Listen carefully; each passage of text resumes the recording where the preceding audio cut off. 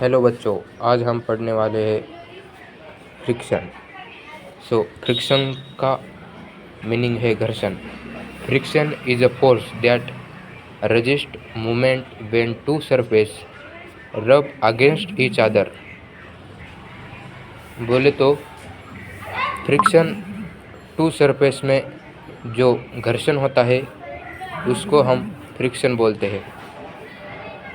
और type of friction, first one is static friction. This type of friction act on objects that are at rest but are being pushed. इसका मतलब है जो friction है उसकी body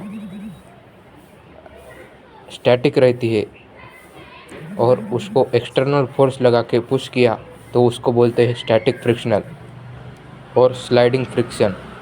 This is a friction that occurs when two surfaces slide against each other. ऐसे दो surface जो each other में स्लाइड करते हैं इसको हम स्लाइडिंग फ्रिक्शन बोलते हैं। Rolling friction. Rolling friction is the friction occurs when an object roll over another surface. इसका मतलब है जो ऑब्जेक्ट है वो दूसरे ऑब्जेक्ट पे जाकर रोल हो रहा है, जैसे कि रोड पर चलने वाली कार वो रोड पर जाके चलती है और उसका फ्रिक्शन होता है रोड के साथ, इसलिए रोलिंग फ्रिक्शन। दूसरा टॉपिक है coefficient of friction. The coefficient of friction is the dimensionless number that represent the ratio of the frictional of force to normal force between two surface in contact.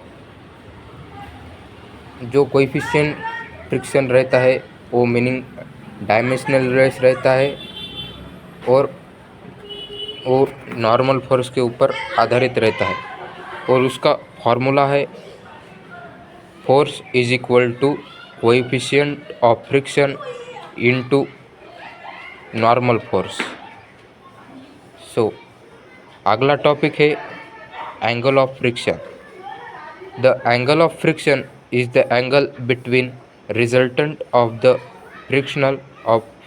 Frictional force and the normal force. जो angle है frictional force और frictional resistant force और normal force का बीच का, उसको बोलते हैं एंगुलर फोर्स। अगला हम पढ़ने वाले हैं law of friction. Friction is proportional to normal force. जो फ्रिक्शन रहता है वो प्रोपोर्शनल रहता है नॉर्मल फोर्स के ऊपर।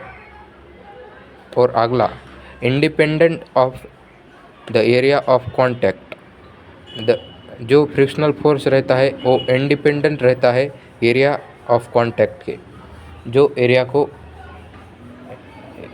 के अपोजिट साइड में रहता है, इसको हम इंडिपेंडेंट बोलते हैं।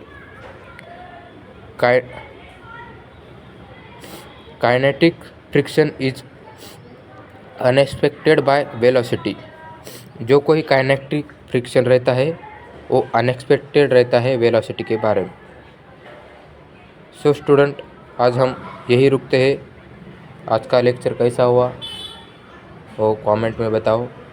जय हिंद, जय महाराष्ट्र। Thank you.